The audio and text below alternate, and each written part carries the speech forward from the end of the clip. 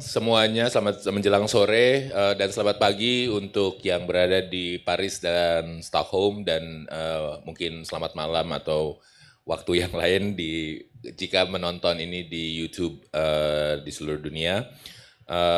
Good afternoon, good morning. It is an honor and privilege for me to have been to be here at the Jakarta International Literary Festival, of which the opening was last night, and there are a series of events which, of course, everyone would be able to see on the Jakarta Arts Council website, the series of events and the writers that are participating in this event. And it is especially an honor for me and a privilege to serve as a moderator for this session, the second Authors Forum, where we are here graced by the presence of two writers, namely Bernice Chowli, born in Penang, in Georgetown, Penang, Malaysia, and now residing in Stockholm, Sweden. And the other writers is Rio Johan, born in Batu Raja, South Sumatra, Indonesia, and now residing in Paris, France. And last night, in the official opening of this event of the Jakarta International Literary Festival, the executive director Avianti Arman, as well as the director general of culture of the Ministry of Education, Culture, and Research, Dr. Himal Farid, as well as the curators of this event, Professor Manaka Budiman and Grace Sambo and Mario Lawi, established that literature and the city are inherently linked to each other, constantly and continuously in conversation with each other, although sometimes they complement each other and other times they contradict and oppose each other. Yet there is also an assumption that the city is tied to a particular locale and a physical site. But towards the end of the opening night, we had a keynote speech by Professor Abidin Kusno from York University, Canada, who also brought up the issue that which ushered us to think of how we have traveled and migrated from the idea based on the earliest extant memory of the fortress city of Uruk in the epic of Gilgamesh, for such cities, and then we have moved to such cities as Jakarta and perhaps also New York, Georgetown, Penang, created out of multicultural sites, created out of the presence of colonialism in our human history. And Professor Kusno also introduced to us the idea of the global information, the global network of cities created by the informational technology, creating something that we might be able to identify as the informational super city, transcending, going beyond national borders and geographical localities. Oh yes, I'm sorry. I was supposed to. So we have here a translator, Bimo, who will translate what I've been saying and also what the speakers are saying into either Bahasa Indonesia or English. Go ahead, Bima. Ya, terima kasih Pak Ari. Jadi selamat sore semua, selamat pagi juga untuk yang telah bergabung dari kita di belahan dunia lainnya. Anda juga bisa terhubung dengan kita melalui website. Merupakan kehormatan bagi saya untuk bisa jadi moderator untuk Authors Forum yang kedua. di mana kita juga sudah menerima kedatangan dua penulis di sini. Yang pertama adalah Bernice Charlie yang lahir di Georgetown, Penang, dan sekarang tinggal di Stockholm, dan juga Mas Rio Johan yang lahir di Batu Raja, Sumatera Selatan, dan sekarang tinggal di Paris. Jadi malam tadi acara ini sudah resmi dibuka, dan pada acara pembukaan tersebut Executive Director Arianti Arman dan Direktur Dirjen dari Kementerian Pendidikan dan Riset Arianti Arman dan Farid juga menetapkan bahwa ada keterkaitan antara kesusastraan dan kota yang terkait satu sama lain dan secara konstan dan secara berkelanjutan terlibat dalam percakapan, dan juga saling melengkapi satu sama lain, namun juga saling mengkontradiksi satu sama lain. Namun ada asumsi bahwa kota itu terkait dengan lokal dan tempat fisik. Namun ketika kita sampai ke keynote speech oleh Profesor Abidin Kusno, kita diajak untuk berpikir bagaimana kita sudah tiba di sini bermigrasi dari tempat seperti di Uruk, Uruk, ke kota-kota seperti Jakarta, kemudian New York dan juga Georgetown, dan dengan banyak sekali multikultural dan juga dan akhirnya kita bisa memikirkan kita sudah membentuk satu jaringan kota baru, yaitu Super City dengan informasi, seperti itu Pak. Now we will have the opportunity to hear presentations by the two authors about how each of them have about their writerly experiences traveling and migrating from and to different textual as well as geographical sites, and how such movements have shaped themselves individually as people, as persons, as well as their writing. Now I'll start by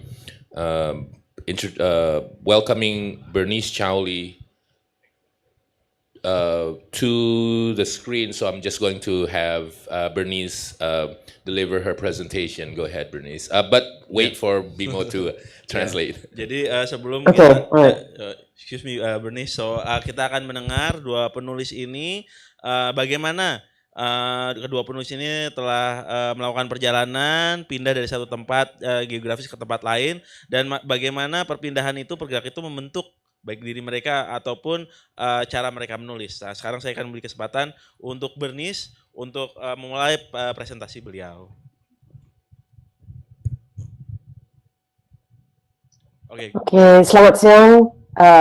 Thank you so much for inviting me to this. It's a real honor. Terima kasih. Okay, so excuse me, I will translate your. Terima kasih atas keundangannya hari ini, merupakan kehormatan bagi saya. Okay, so I wanted to just show a few covers of my books and then go on to the present. So I will start with this cover, which is the memoir called Growing Up with Ghosts. The next slide, please. Dan saya ingin sebelum menunjukkan presentasi saya ingin menunjukkan buku ini yang berjudul Growing Up with Ghosts. Yes. So this is a memoir that I lived with for almost 23 years and took about 2 years to write. And it is essentially who I am as a person, someone who is of mixed race, of half Chinese and half Punjabi blood. Jadi ada memoir yang menceritakan cerita selama 23 tahun, dan ini saya saya tulis selama 2 tahun. Ini adalah pengalaman pribadi saya sebagai orang dari ras campuran, setengah Tiongkok dan setengah Punjabi. And the next slide is the cover of a collection of short stories called Lost in KL. because I lived in Kuala Lumpur for almost, I would say about 25 years. I studied in Canada, but when I returned to Malaysia, I lived in Kuala Lumpur primarily and became very fascinated with the city of Kuala Lumpur. So this is a collection of short stories called Lost in KL. Dan ini slide kedua adalah Lost in KL. Ketika saya meninggalkan Kuala Lumpur setelah 25 tahun untuk melanjutkan pendidikan saya, ketika saya kembali, saya tertarik sekali dengan pengalaman-pengalaman saya selama di Malaysia. Jadi ini adalah buku saya, Lost in KL, tersesat di Kuala Lumpur. And the next cover is, there are 3 collections of poems, because I started out as a poet. The next one is Onkalo, which is a Finnish word, which means a cave. And then we have the Book of Sins, which is also written, my work is quite personal, but it's also quite political. So these 3 collections have sort of documented different ages of my life.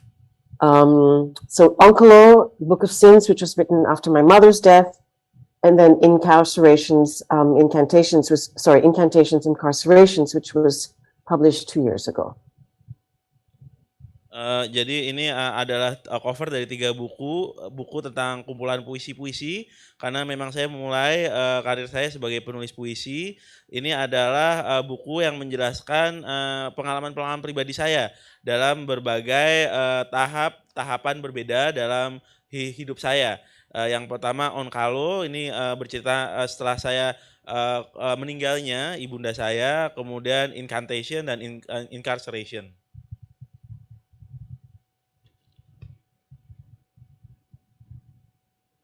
Great. And if we could maybe look at the final book cover, I believe, I can't really see, if you can go down to once we were there. Yes, that's right. Okay. So this is, yes. Sorry. Jadi ini adalah cover juga dari novel yang saya tulis, Once We Were There. So this novel is very specifically set in Kuala Lumpur from the years 1998 to 2004, and it documents the Malaysian Reformasi. Jadi buku ini menjelaskan menceritakan reformasi di Malaysia, dan buku ini bercerita dari rentang tahun 1998 sampai 2004. So this novel is almost like an encapsulation of what it meant to be in Kuala Lumpur during that time, because I do believe that so much of our history, current history in Malaysia, denies the fact that the Reformasi happened, and I wanted to really write about that time. Dan novel ini menceritakan cerita-cerita atau sejarah terkini di Malaysia, karena walaupun sejarah terkini di Malaysia itu menentang bahwa reformasi telah terjadi di Malaysia, namun saya ingin menunjukkan bahwa sebaliknya bahwa reformasi pernah terjadi di Malaysia. And it looks it depicts Kuala Lumpur as a city that has many layers. And the 3 protagonists who are in this book, the points of view are reflected through the stories of their survival. Dan novel ini juga menggambarkan Kuala Lumpur dalam berbagai lapisan-lapisan. Dan 3 tokoh protagonis di dalam novel ini juga merefleksikan cerita mereka melalui cara mereka bertahan hidup. It was a very difficult novel to write because as someone who was situated in Kuala Lumpur, I wanted to portray the city in all forms. So looking at the really dark side of Kuala Lumpur, the underbelly of Kuala Lumpur, looking from the point of view of a transsexual sex worker to someone who lives in a very different world. So I wanted to try and portray that. So it has a lot of different layers to understanding Kuala Lumpur as a city. Dan buku ini sangat sulit untuk ditulis ya, karena ini juga berusaha untuk menggambarkan Kuala Lumpur dalam berbagai lapisan-lapisan, dan saya ingin menjelaskan Kuala Lumpur dari berbagai sudut, termasuk sisi-sisi gelap Kuala Lumpur, tempat-tempat gelap di Kuala Lumpur, termasuk juga pekerja seksual transgender di sana juga, dan bagaimana orang yang menjalani hidup di dunia yang begitu berbeda. And because I was writing about very, pointed issues about Malaysian politics, I had difficulties finding a publisher in Malaysia and had to look abroad. Dan karena saya menulis tema yang sangat kontroversial di Malaysia, sulit bagi saya untuk menemukan publisher, penerbit buku yang mau menerbitkan buku saya. But this novel is really my love letter to Kuala Lumpur, which I think is one of the most fascinating cities on the planet. And I think capturing this time, of the Malaysian Reformasi to 2004 is my way of telling a story about a city that I love and hate. Jadi ini adalah sebetulnya novel ini merupakan surat cinta saya terhadap Kuala Lumpur, dan saya begitu terpukau dengan reformasi Malaysia yang terjadi tahun 2004. Ini adalah cara saya menunjukkan cinta saya ke kota yang saya cintai dan tempat saya hidup. So that's a very brief description about once we were there and the city of Kuala Lumpur. If we could maybe move to the next slide. Nah, itu adalah pengantar dari novel yang bercerita tentang Kuala Lumpur. Kita lanjut ke slide berikutnya. I can't really see what's on the screen, so. It's the present, the city, and the capital of Scandinavia. Yes. Does it have a map on it? Yeah? Yeah. Yes. Okay. So before the pandemic hit, I was without any work, and a friend of mine asked me if I wanted to work on a project that was going to be it was kind of a project that was going to make me feel like a real nerd. And I said, yes, of course. Dan ketika pandemi saya tidak ada kerjaan, kemudian saya ditawarkan pekerjaan oleh teman saya, mau nggak kerja di proyek yang bisa membuat kamu betul-betul seperti seorang kutu buku. Langsung saya bilang iya. So I started working with a video game company that is set in Stockholm on a AAA game. So I'm not sure if any of you are gamers here, but I've now been working on this project for 2.5 years, and we're building a game. So AAA means a really big game, which has a Hollywood film budget. So we were looking at, millions and millions of dollars. And in October last year, I was relocated to Stockholm to work in the office of the company that is now building this video game. Jadi saya bekerja di perusahaan pembuat video game. Kalau misalnya ada di antara Anda semua di sini yang suka memainkan video game, ini gamenya ini masuk kategori AAA. AAA ini artinya ini video game yang budgetnya besar sekali, jutaan dolar seperti film Hollywood. Jadi Oktober kemarin saya pindah ke Stockholm untuk fokus membuat video game ini. And this map that you see behind you is actually a map that my father had when he came to Stockholm in 1960. So I feel like I am now here in a place and time that is so different, but I am also here when he was here. So it's almost like there are echoes of his footsteps in this city. Jadi ini peta yang Anda lihat di sini ini merupakan peta yang dibuat oleh ayah saya di tahun 1960. Dan saya merasa ketika saya hadir di kota ini, walaupun saya hadir di tempat dan waktu yang berbeda, saya seperti mengikuti jejak langkah beliau. And if you can move to the next photo. So this is a view of Stockholm from right outside my balcony. And as you can see, it's very beautiful. If you can move to the next slide as well. Nah, itu juga pemandangan Stockholm dari balkon saya indah sekali, dan ini juga pemandangan Stockholm. So this is a view from a hill that is on the island of Södermalm, which is where I live, and this view is of the city from a distance.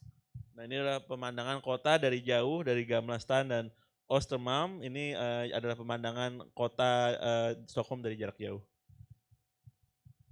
So this is a new city that I've come to embrace and love because it is very, very beautiful, but there are very, very huge cultural changes which I've had to make and understand since I've been here.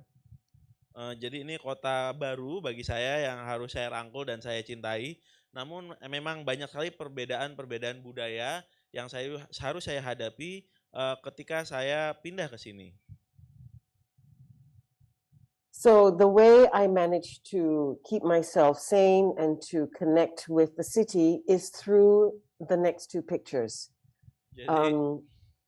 Jadi ini slide berikutnya adalah cara bagi saya untuk tetap waras dan bagaimana saya terhubung dengan kota ini. Next picture.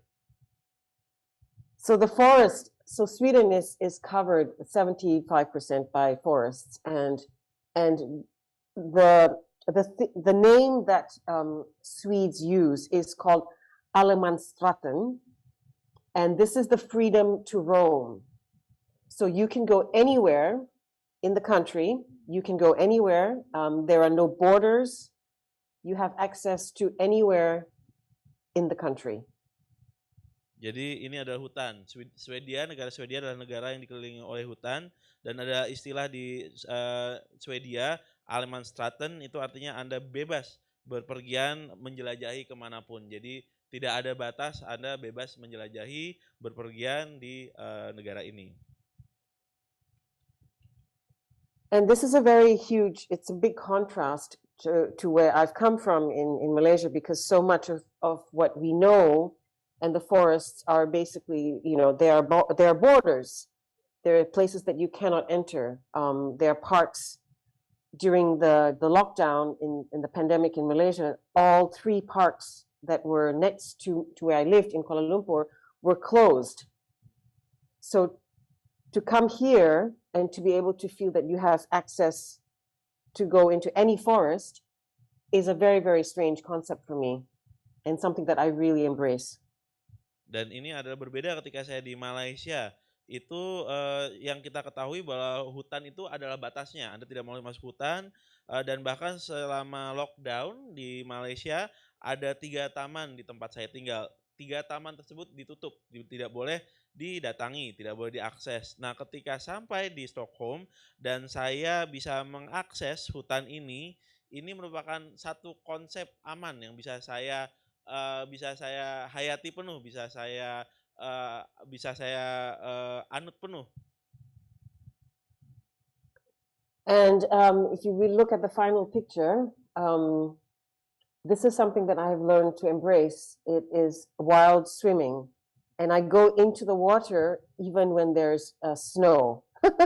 So in this place, you cut a hole in the ice, and I go down in the water in the winter as well. And this is something that I have learned to embrace, and it is as Swedish and Scandinavian as it gets. Nah, ini adalah kebiasaan yang sangat Swedia sekali, sangat Skandinavia sekali, namun ini adalah kebiasaan baru yang saya sangat sukai, yaitu saya berenang di alam bebas, di alam liar, di mana sebenarnya tidak bisa berenang karena airnya itu, danaunya tertutup oleh es. Nah, itu orang itu dipotong esnya, dilubangi, masuk ke dalam lubang dan berenang di situ. Itu sangat Skandinavia sekali. Yeah, okay, that's the end of my presentation. I can say a few more things if you like, and then we can move to Rio. What would you like me to do? Itu akhir dari presentasi saya. Saya bisa cerita lebih banyak lagi kalau Anda tertarik, atau kita bisa membahas yang lain. Silahkan. Okay, thank you so much, Bernice, for such an interesting and quite entertaining presentation. We'll have Q&A sessions in which the audience members can pose questions or comments. So we have learned from you of your, let's say, writing career, starting with the memoir and having to trying to make sense out of, or trying to give meaning to you're being of mixed race, and then because of education, you move to KL, which is one reason for which one would travel to another city or move to another city. And you have also commented a lot of your following works are also set in KL, particularly once we were there, and what happened in between 1998 and 2004 with the Malaysian Reformasi, which the mainstream discourse denies. And you have also mentioned how there's layered narration, which allows you to present the situation from different perspectives.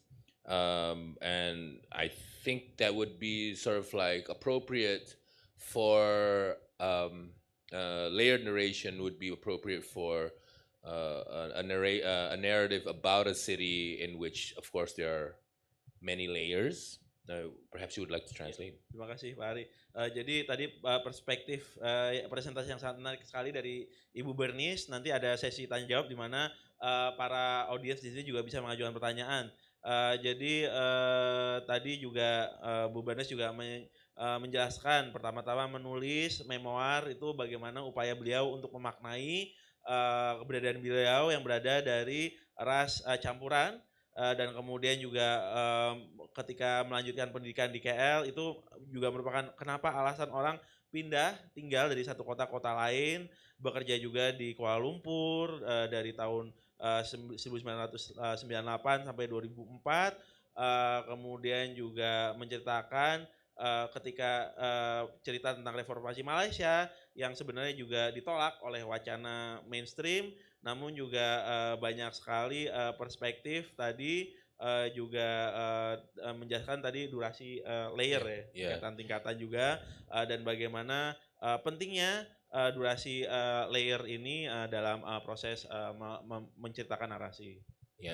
Then so you have also mentioned how well, the title of your book it shows how being in a strange place is being lost, and that's I think a good part of traveling and migrating and enjoying being lost. And even if you're living, I guess, in a city that you've been living in for quite a while, you still can be lost in the layeredness, the stratification, the multiple segmentations of the place. And you also mentioned how difficult it is to find a publisher for once we were there. And I think that brings up a topic that was brought up in the first author session. It was brought up by an audience member who asked how an artist has to deal with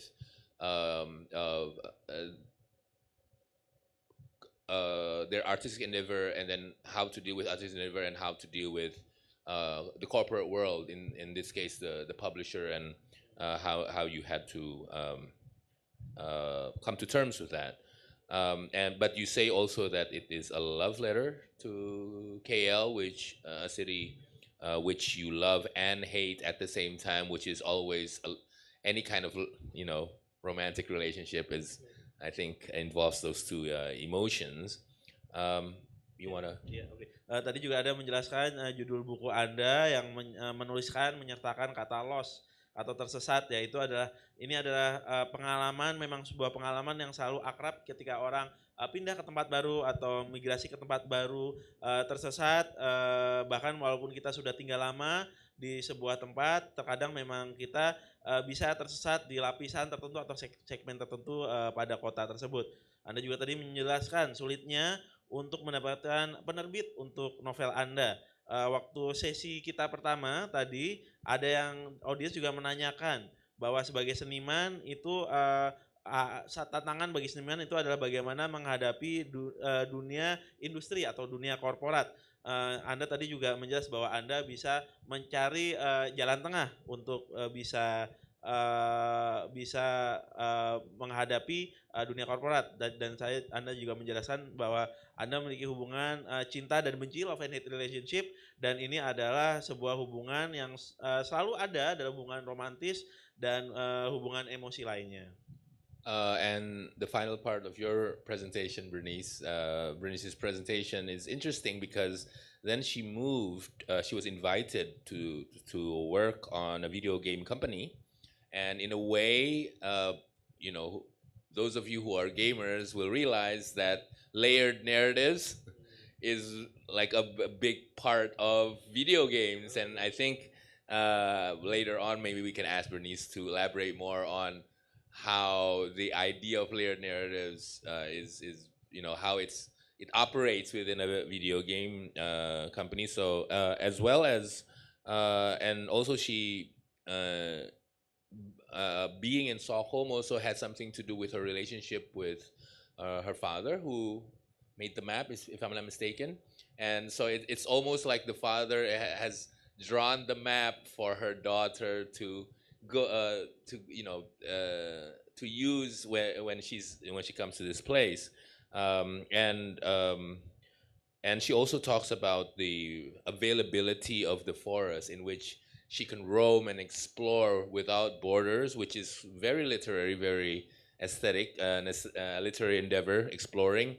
And that becomes a contrast with the various borders that she had to go through, not only I guess not only in the pandemic, but all her life, with all these borders, with all these boundaries and definitions being even for her to admit that, to define herself as of mixed race, that means there's already a definition about races, being Chinese or being Punjabi or being mixed and whatnot, or being from Penang and living in KL and so on.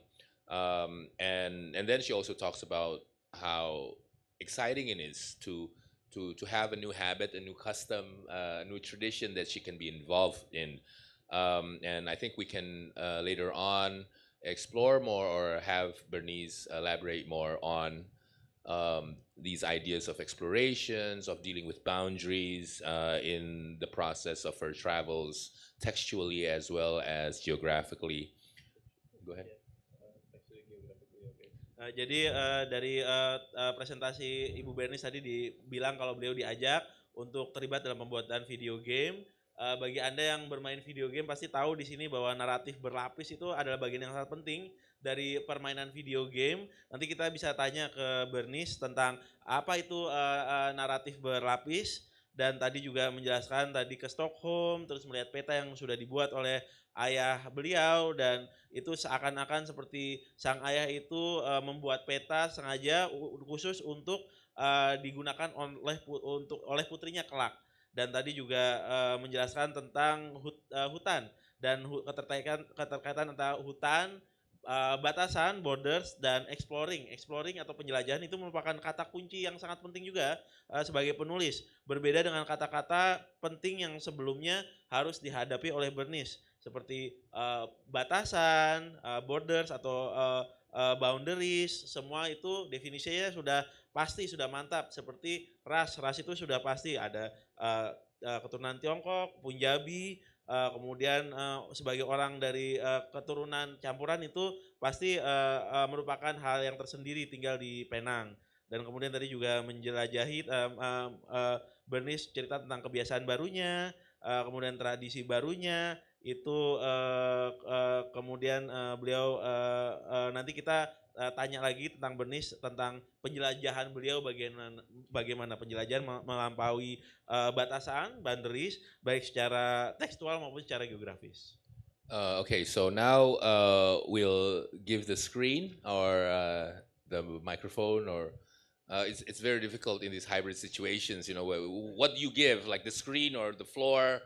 Or I didn't really understand, giving the floor in the first place. So I think now giving the screen and the microphone is easier to understand. So thank God for, or any other higher power for this new technology. So now I'm just going to have Rio Johan present his presentation and see what kind of insight that we may get from his migrations and travels.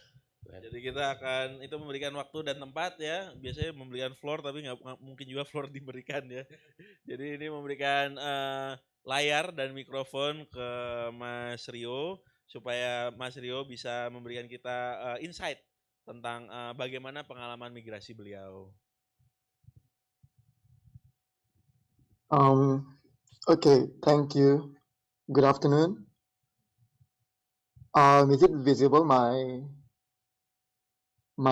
screen, my presentation? Is it up yet? Sudah ada. Okay, there it's there. Rio. Okay. Good afternoon, everybody. Selamat sore. Yeah, I'll get started with my first slide. The 3 books. These are my 3 first book published in Indonesia.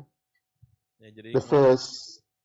mulai dengan slide pertama saya ini ada 3 buku yang saya sudah dipublikasikan di Indonesia.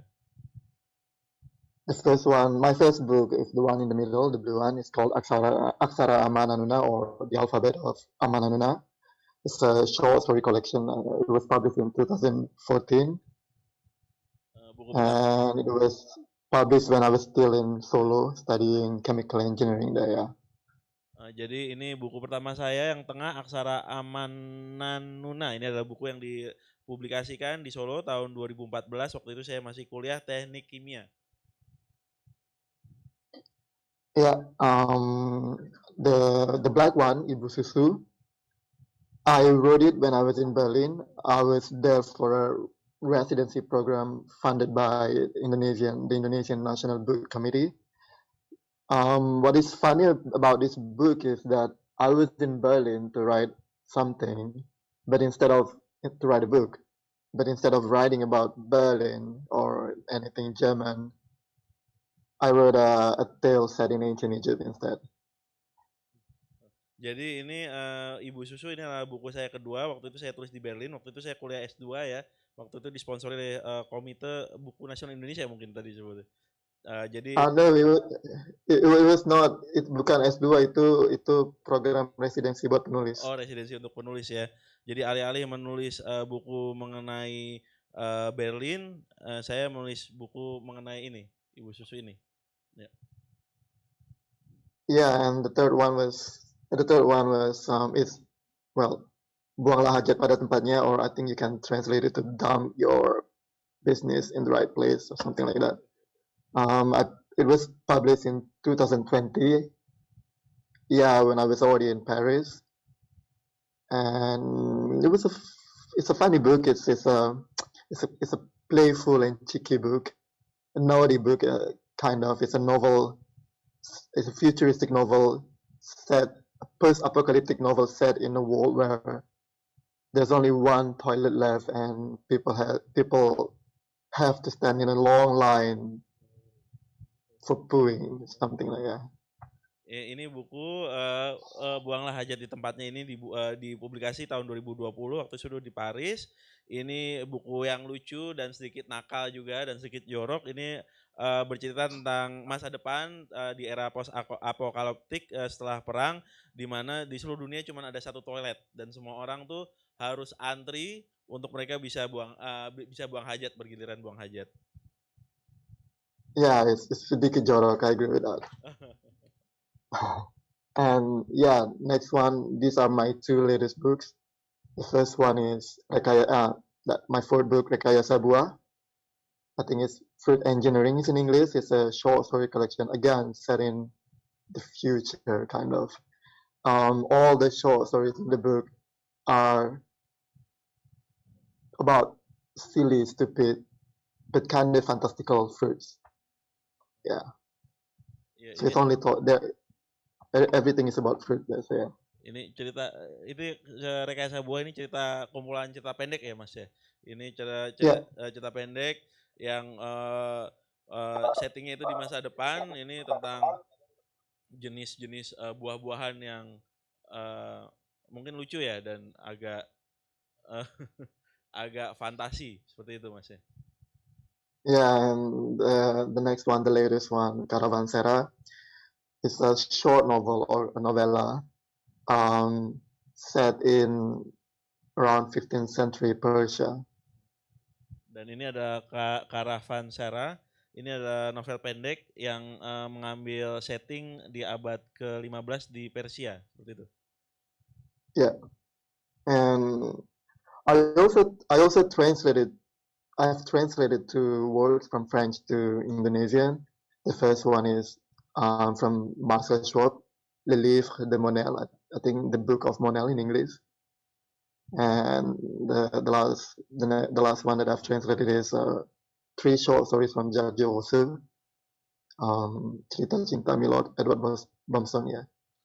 Nah ini ada buku-buku yang sudah diterjemahkan dari bahasa Prancis ke bahasa Indonesia.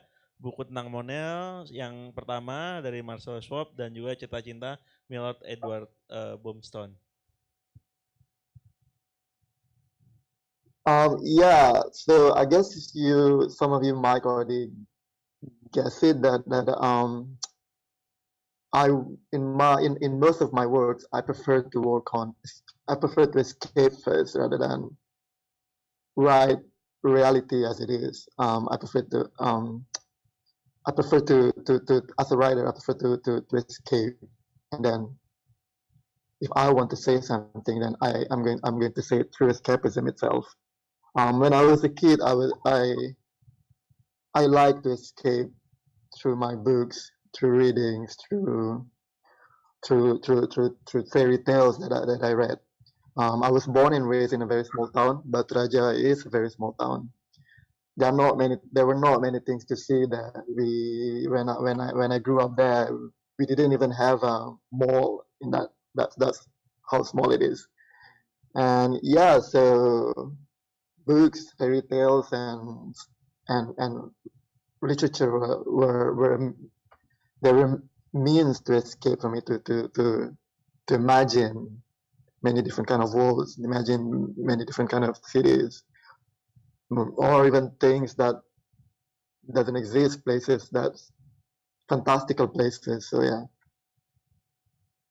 Dan kalau Anda lihat dari karya-karya saya itu biasanya karya-karya saya temanya adalah lari dari kenyataan ya, escapism.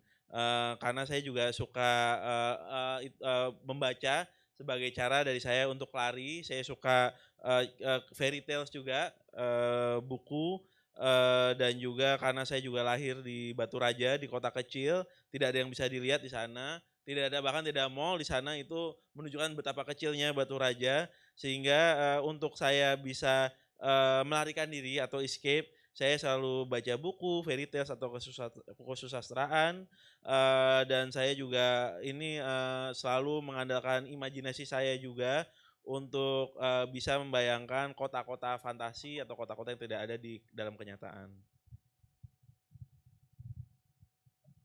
Yeah, so based on that, I mean, having rooted in tales, escapism, since I was a kid, most of my works are either fairy tales, allegorical tales, absurd comedies, stuff like that. So when my first book got published in Indonesia, I got several criticism from fellow young writers, friends in Solo, like, why there's no stories about Indonesia in my book?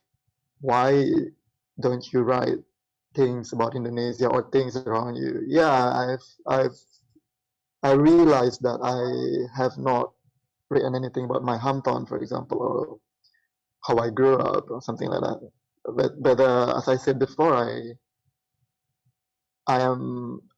feel better as a writer, as creating works by means of escapism first, rather than facing reality as rough as it is. So. Nah itu menurut saya dasar dari semua karya saya, akar dari karya saya, yaitu kisah-kisah fiktif yang sifatnya tales dan escapism, seperti fairy tales, alegori maupun komedi. Waktu buku pertama saya dirilis di Indonesia, saya mendapatkan kritik dari penulis-penulis lainnya. Mereka bilang, kok tidak ada Indonesianya. Kenapa kamu tidak bisa menceritakan Indonesia? Saya sadar itu, dan saya memang akui saya merasa lebih baik ketika saya bisa menciptakan escapism, cerita yang membuat saya bisa lari dari dunia sebenarnya. And now that I'm not in my hometown or my home country anymore, well, um, funny enough, I still find myself escaping. I don't really write. I tried one or twice to write about the reality around me, the new home around me, but it's not as satisfying as writing the other stuff. So yeah, I still find myself writing tales, comedies, absurd comedies. I mean, allegorical things, parables. So yeah, one might say that in the surface, they are not. There's no difference really, like from the things that I wrote when I was in Indonesia and the things that I wrote here. Ya bahkan walaupun saya tidak di Indonesia lagi, saya tidak di hometown saya lagi, tidak di Batu Raja lagi, tetap saja tulisan saya tentang escapism.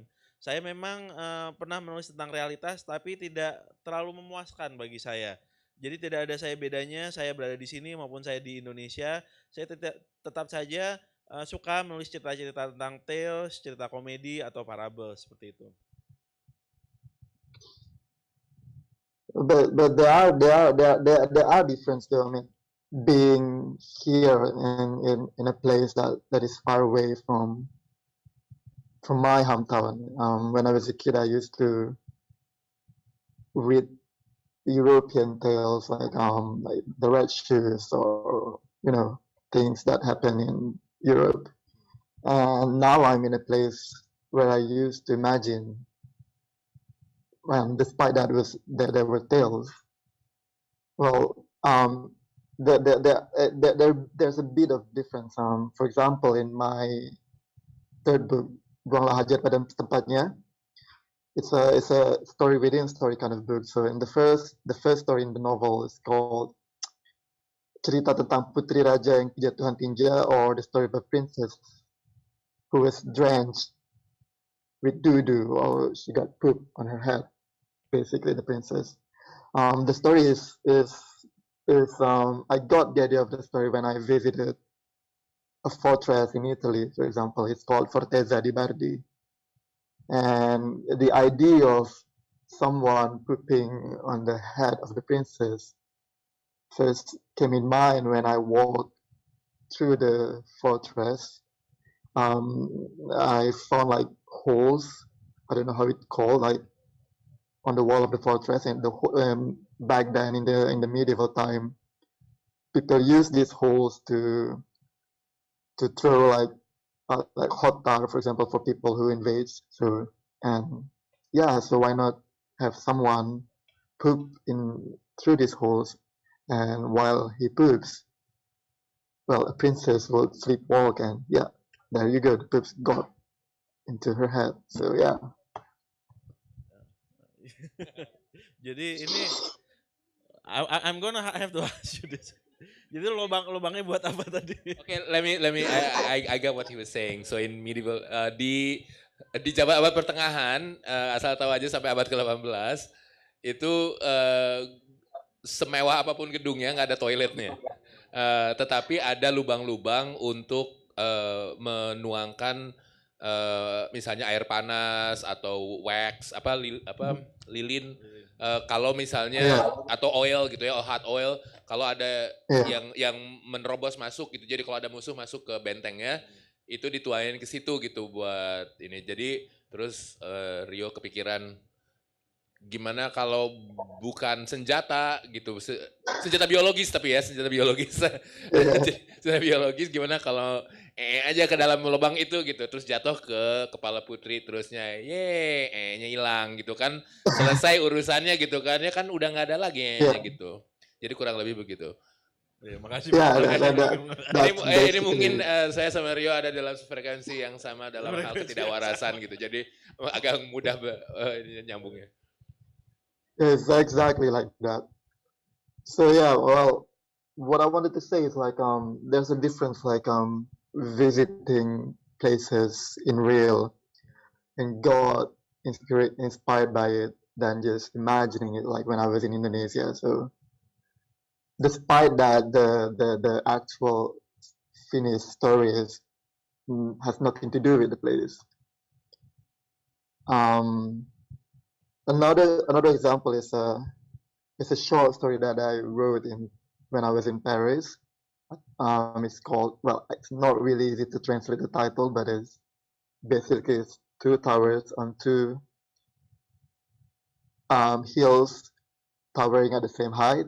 It's an allegorical short story about two nobles who decide to build instead of continuing the war. They decide to compete by building towers, one tower for each, and the one with the tallest tower will win and eventually be the ruler of the land. And this idea came in mind when I visited this place. It's called La Tour César. It's in Provence. It's 1 hour from Paris.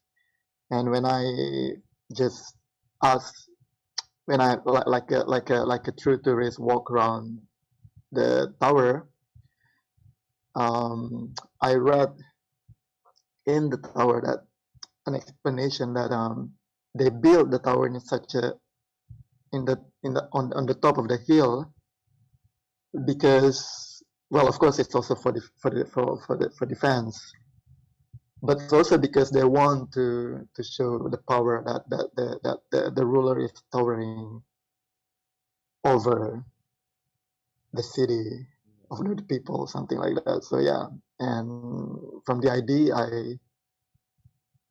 I developed the idea into the short story. So yeah. Jadi saya mendapatkan ide-ide saya waktu saya berkunjung ke kota-kota tertentu. Intinya adalah beda rasanya kalau berkunjung langsung ke kotanya asli, mendatangi kota asli dibandingkan hanya membayangkannya saja waktu saya di Indonesia.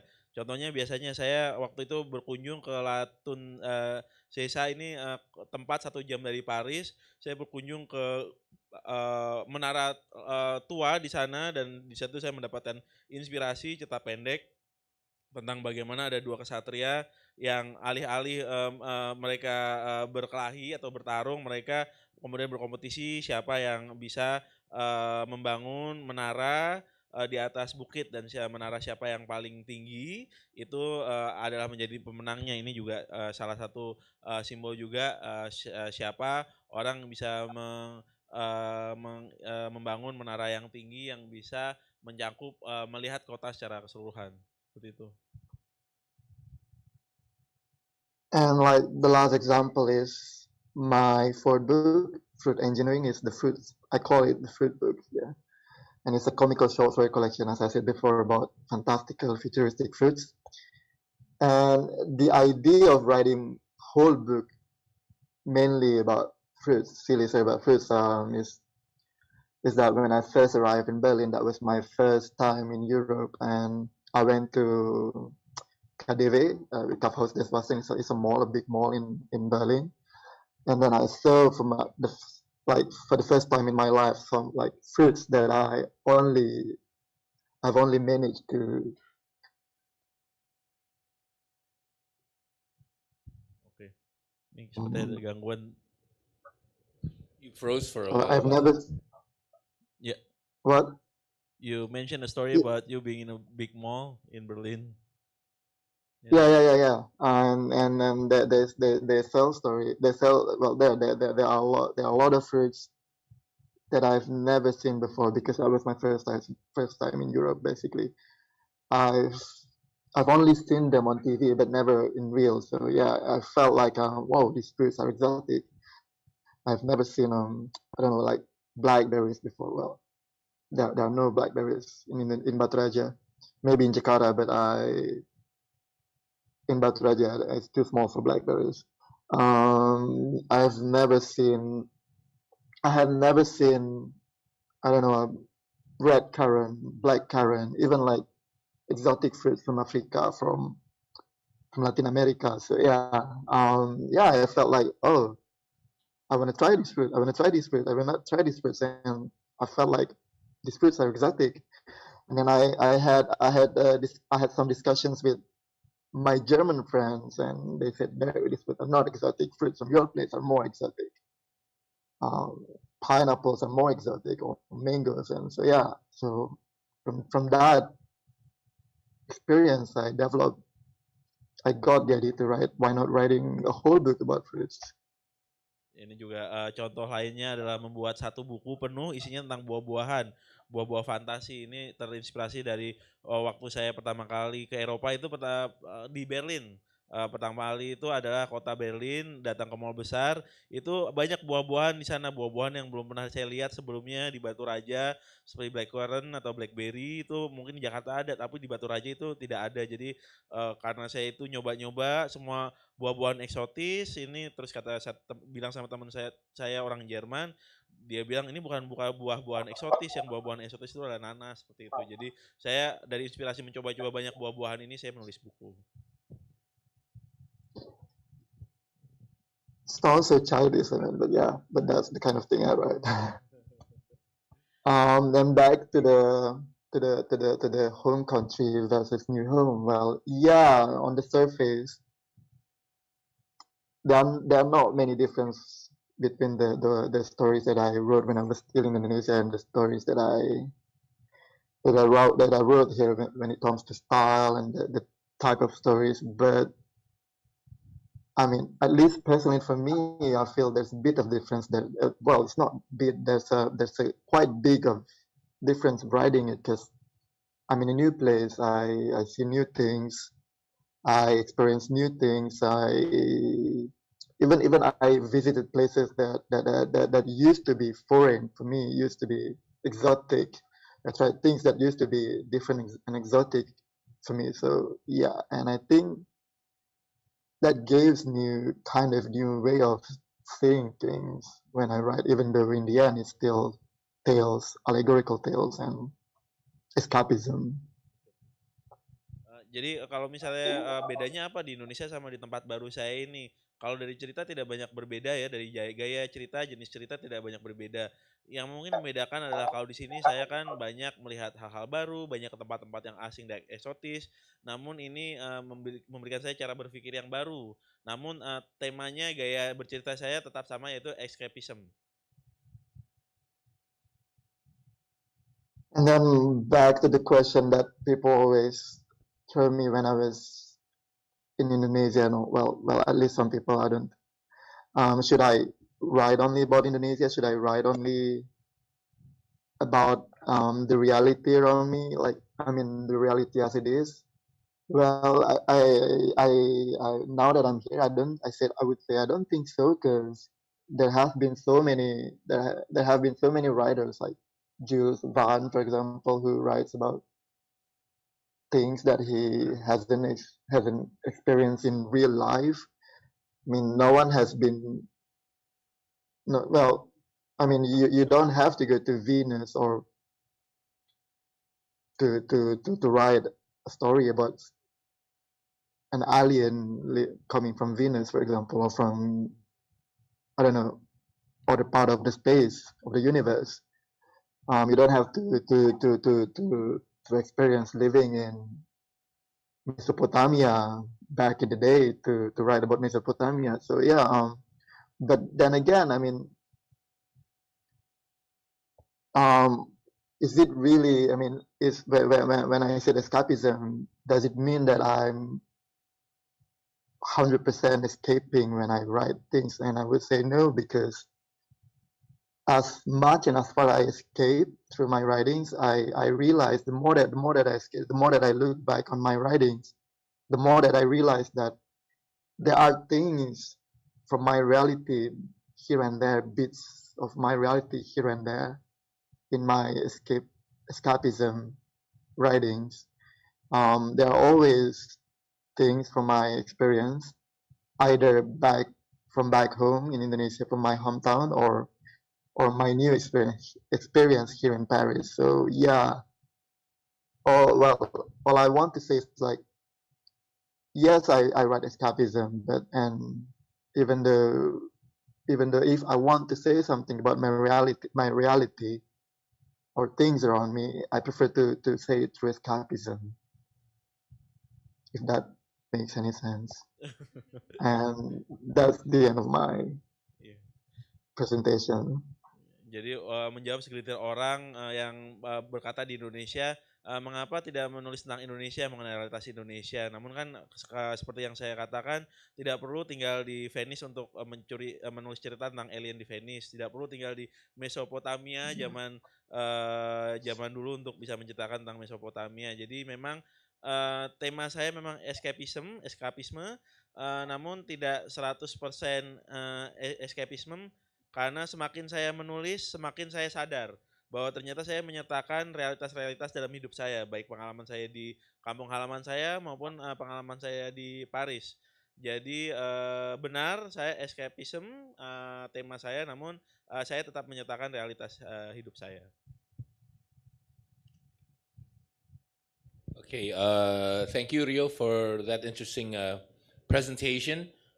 So basically, Rio also is commenting on how different he is from Bernice. One foot going in the direction of escapism, that's him, and the other one more embedded in reality, that's supposed to be Bernice. Yet Bernice is working with a video game company, so maybe she's also going that direction, toward gravitating towards where Rio is. And so Rio has traveled in different ways. He's written a book set in ancient Egypt, and then going to the future, speculating about what ancient Egypt was like, what the future is like, which is, of course,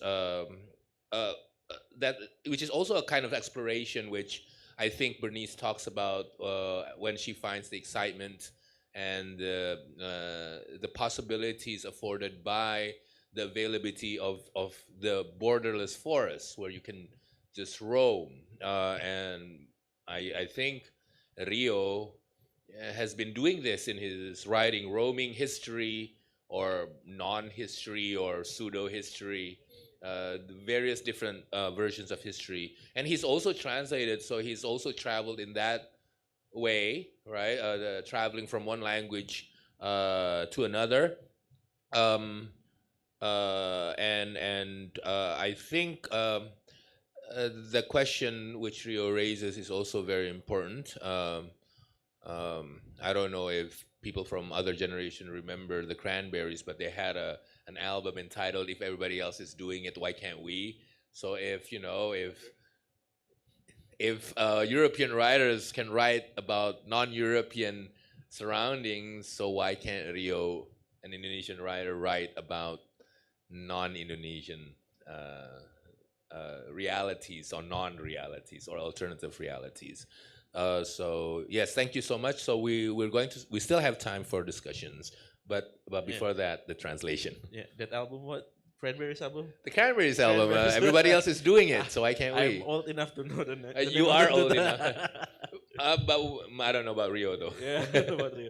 Jadi tadi presentasi Mas Rio itu menjelaskan perbedaannya tentang Mas Rio dengan Bu Bernice ya. Kalau Mas Rio tadi temanya escapism, namun kalau Bu Bernice tadi lebih ke realitas, namun tadi juga Bu Bernice cerita kalau misalnya lagi bikin video game nih mungkin akan lebih berat ke escapism dibanding realitas.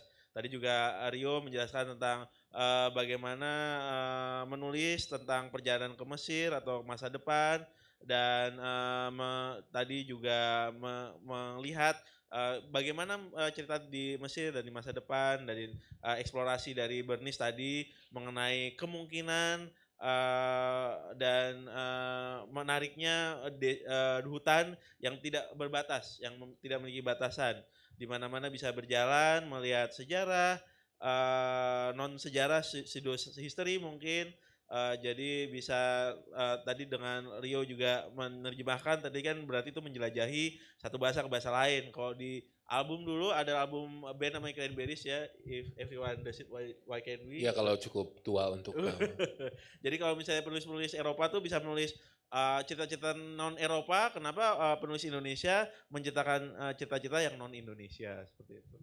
Yeah, then it and also Rio's explorations with fruit, I think, it has the similar kind of excitement as Bernice's narrative about ice swimming. What was it called? Wild swimming, ice swimming, Yeah, wild swimming. wild swimming. the So I swimming- think that yes. the fruit book is almost like a wild swimming book.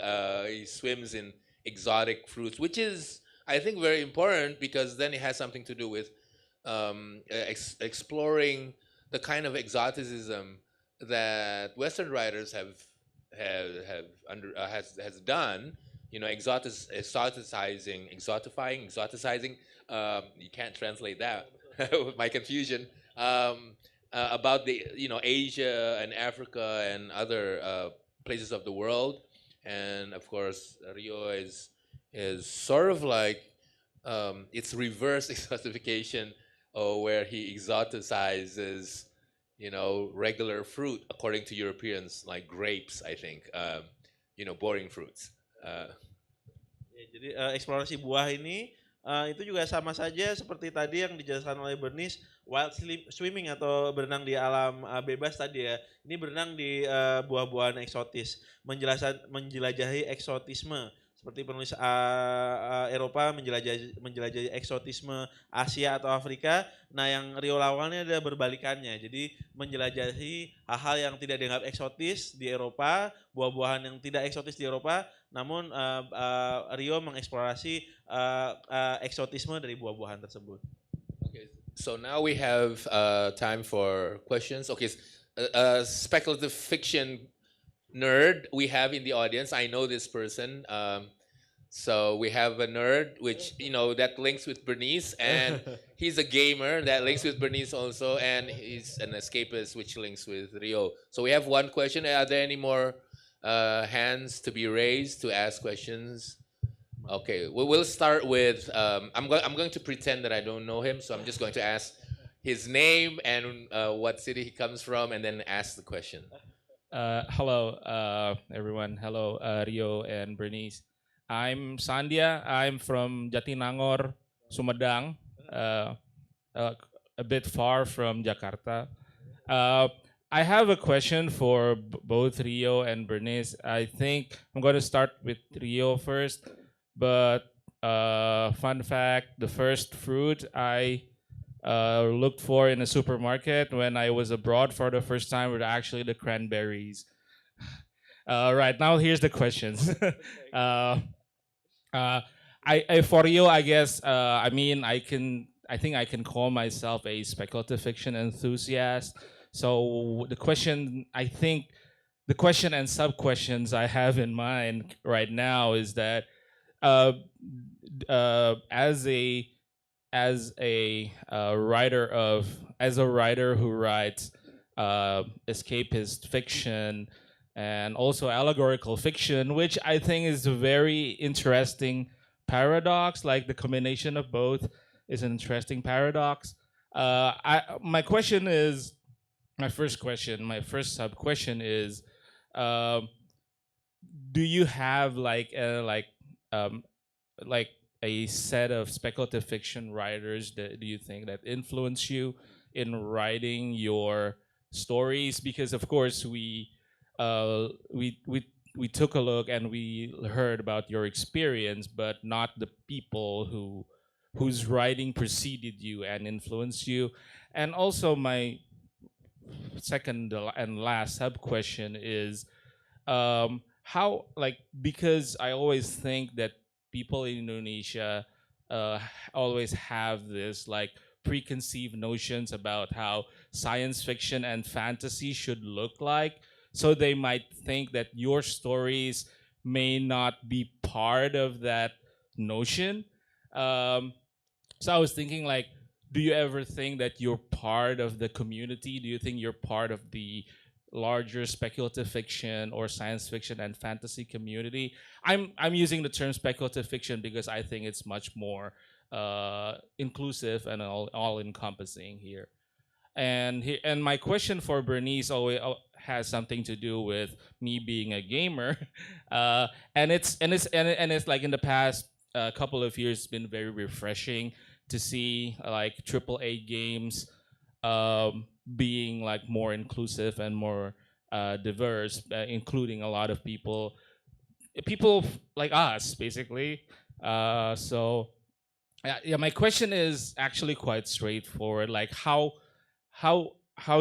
does your cultural background and your experience with diversity influence your work in the video game industry as a cultural consultant? Because I think this is like the position that I think is one of the most important positions right now in video game development, especially when we talk about bigger games, especially AAA games. Thank you very much. Thank you, Sandy. Are there any more hands raised? So I think before you Doesn't it translate, be translated? huh? Ya, butuh diterjemahin ya. Jadi pertanyaan pertama, apakah ada penulis speculative fiction lainnya sebelum Rio yang mempengaruhi karya-karya Rio?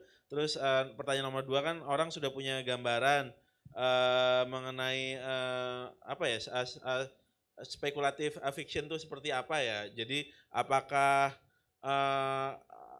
mereka berpendapat bahwa yang di karya Rio itu bukan bagian dari yang mereka gambarkan dari komunitas speculative fiction ini. Dan kemudian untuk Bernie juga apakah sekarang game AAA itu banyak yang lebih beragam, lebih inklusif lagi, bagaimana latar belakang kultur atau budaya Bernice itu bisa berkontribusi dalam pekerjaan Bernice sebagai konsultan untuk pembuatan game-game ini. Okay, and the next question from the gentleman in the back. Okay. Good afternoon, Bernice and Rio. It's honor to meet you too. I'm gonna stick to the question first to Bernice. You mentioned that the difference in culture when you in Kuala Lumpur and Stockholm. I want to know what is the most different aspect in culture that affect you as a personal and as a writer.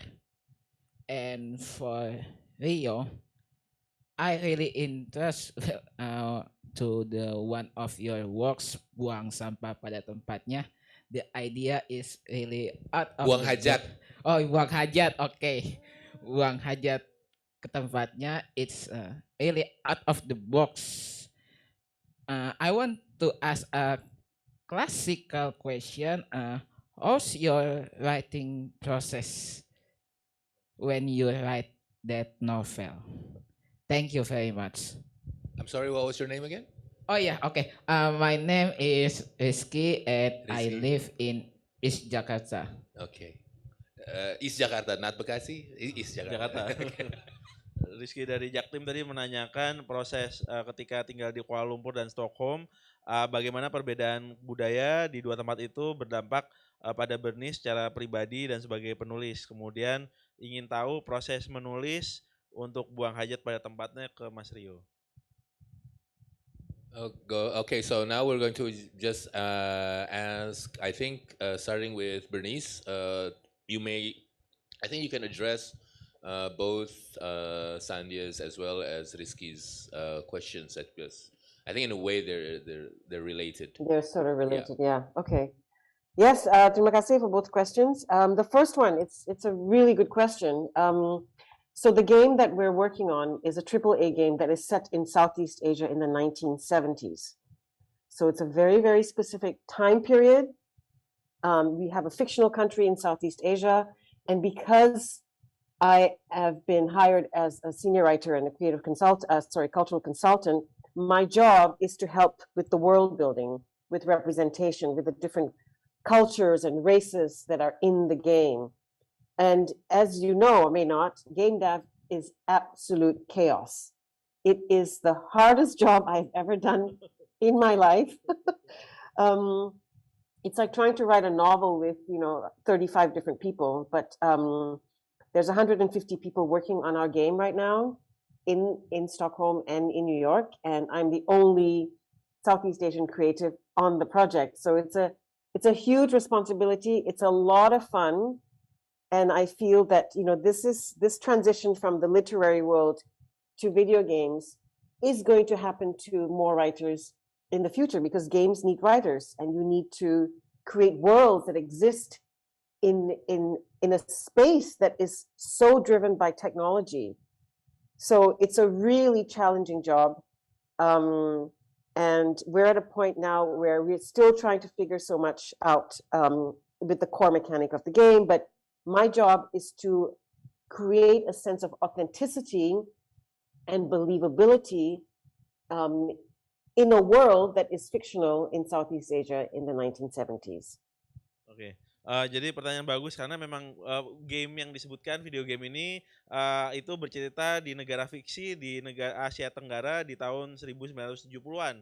Jadi sebagai penulis senior, saya harus membangun dunia sendiri dengan budayanya sendiri, dengan rasanya sendiri. Katanya ini adalah pekerjaan tersulit yang pernah saya lakukan seumur hidup saya. Ini seperti menulis cerita dengan 35 orang berbeda. Jadi ada yang di Stockholm juga, ada yang di New York juga. Dan sebagai orang satu-satunya perwakilan dari negara Asia Tenggara, ini tanggung jawab yang luar biasa bagi saya. Dan nanti sepertinya seiring dengan waktu akan banyak transisi penulis-penulis yang akan masuk dunia video game. Karena dunia video game adalah dunia yang sangat terdorong teknologi, namun butuh penulis-penulis yang bisa membangun dunia di dalam video game tersebut. Jadi ini adalah kerja keras bagaimana saya bisa membuat dunia yang otentik dan dunia yang meyakinkan kalau dunia itu bisa benar nyata, yaitu dunia negara fiktif di Asia Tenggara di tahun 70-an. And the second. And to answer the second question, I've traveled a lot in my life. I've been to many different parts of the world, including Europe, Eastern Europe, Western Europe. But the Nordics are very, very specific. I think the Nordic countries are known for being a little bit individualistic. So Sweden is a country that celebrates individualism. It's the power of the individual. And there is, you have to rely pretty much completely on your own. The construct and the concept of what a family is very different from what we understand in Southeast Asia. So that is the biggest difference, is that you have to be completely self-reliant. And I may be criticized for saying this, but I think Stockholm especially is a city that celebrates loneliness. And it's a very, it's a concept that I'm still grappling with. And it's very much a Nordic thing. So these are the huge contrasts and the huge changes that I have to embrace right now, because I am rooted here. I'm trying to embrace what it means to live in a Scandinavian country. It is not easy, but these challenges are also giving me a sense of a different kind of reality. I think my writing will change because I'm spending so much time in the forest, and I'm also now exploring the realms of the physical world and a spiritual world. Jadi memang tantangannya banyak sekali di sini. Realitas ini mengarah ke realitas tulisan saya juga berubah karena saya menghabiskan lebih banyak waktu di hutan. Jadi banyak tulisan saya itu ada di dimensi fisik dan ada di dimensi spiritual juga. Saya sudah berkeliling ke banyak negara di seluruh dunia, Eropa Barat, Eropa Timur. Namun negara-negara Nordik ini terkenal sangat individualistis karena nilai-nilai individualistisnya, terutama di Swedia. Seperti konsep keluarga di sini beda sekali dengan konsep keluarga, konstruk keluarga yang di Asia Tenggara. Di sini saya harus mengandalkan diri saya sendiri. Dan di sini di Stockholm, di Sweden itu mereka merayakan kesepian. Jadi kesepian itu adalah sesuatu yang dirayakan. Ini adalah konsep yang sangat kontras dengan kehidupan saya sehari-hari, dan ini saya harus membiasakan diri dengan konsep merayakan kesepian ini. Okay, so we're almost going to be running out of time. I'm just going to ask apologies to the organizers because we're going to go over time. But we're going to ask now Rio to respond to the two questions, well, the three questions, I think, which maybe will probably take time. So go ahead, Rio. For the first one, well, I never really limit myself or to read only allegorical tales or as a reader. I mean, when I was a kid, I really the first book that I finished. I mean, the first thick book that I finished was the Chronicle of Narnia. That was when I was in. I don't remember which book, there are like 6 books of it, but I don't remember which one it is. But yeah, well, it's not really that thick. But and then the first serious literature that I read was Lolita, and I think that was the book that made me want to write too. I was in high school or middle school at the time. But when it comes to, I also read Dostoevsky and Kafka, and yeah, I know that these are not really speculative fiction writers, but I think as a writer you should take, as a writer you have to read many different kind of things, in not only fiction and even historical book or anything, and takes inspiration from them, even though they're not really the kind of things that you want to write. You'll always have to take inspiration from everything. And when it comes specifically to speculative fictions, I really like the works of Stanislav Lem. He's a Polish science fiction writer. Maybe some of you have seen Andrei Tarkovsky film Solaris. It was based on his novel. And I also really like a Russian or Soviet writer called, I'm sorry if I cannot really pronounce his name, Sigismund Kirzizanovsky. Yes, it's a very complicated name. But yeah, I found his books are playful. These two writers, they write playful things. They write science fictions, but they pay attention to how they write it, the language, the use of language, the playfulness. I love, that's what I love about them. I also like, I don't know if people will consider his works as speculative fiction or not, but I love the works of Italo Calvino. There's a book called Cosmic Comics by Italo Calvino. It's kind of science fiction-ish for me, but well, some people might say it's not really science fiction. It's more like absurd tales.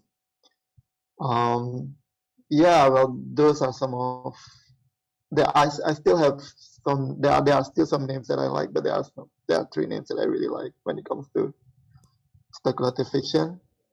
And the second question, I never really, when I write something, I never start writing with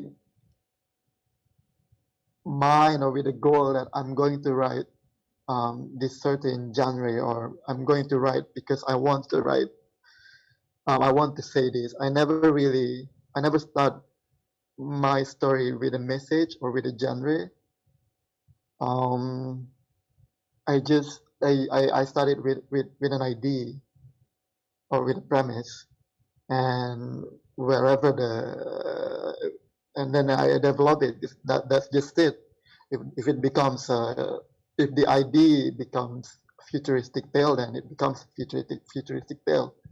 If the ideas become a stupid comedy, absurd comedy, then it becomes an absurd comedy. If it's become something set in Mesopotamia, then it's set in Mesopotamia. I just develop it in the best possible way that I could think of. So I never really think of genre or message. If there's any messages in the end, and then there's some messages that I can put. For me, the idea and the story is the most important thing. And if the reader would say, "Oh, this is a science fiction," then I'm gonna be very happy to hear that, of course. And but if there's if another reader would say, "No, this is not science fiction," and I wouldn't mind either. I mean, I will just let the reader whether it is science fiction or not, whether it is speculative fiction or not, whether it is fantasy or not. Of course, I'm going to embrace it if people say, "Oh yeah, this is science fiction or fantasy." But in the end, I'll just leave it to the readers whether it is part of it or not. And the last one is I assume that is the question is related to whether it is comfortable for me. Like, is this? Am I? I mean, did I felt disgusting when I write this novel, which is basically all about poop? Is 400, almost 400 pages, filled with poops and all kind of words related to poops. Well, it's not really for me as the writer. I don't really feel disturbed or disgust because I'm the one. Well, I write it, so I already anticipated it when I start to write. But I know that is because I read some reviews and stuff. I read some people are disgusted or felt like disturbed. So yeah, I think it's more disturbing for the readers than me as a writer because yeah, I already anticipated it. Oke, saya akan terjemahkan ya sebagai pembaca. Saya tidak membatasi diri saya membaca dongeng alegori. Waktu anak saya membaca Chronicle of Narnia, itu buku tebal pertama yang saya baca. Kemudian karya sastra yang saya baca itu Lolita. Saya juga baca karya Stoichi, Kafka juga.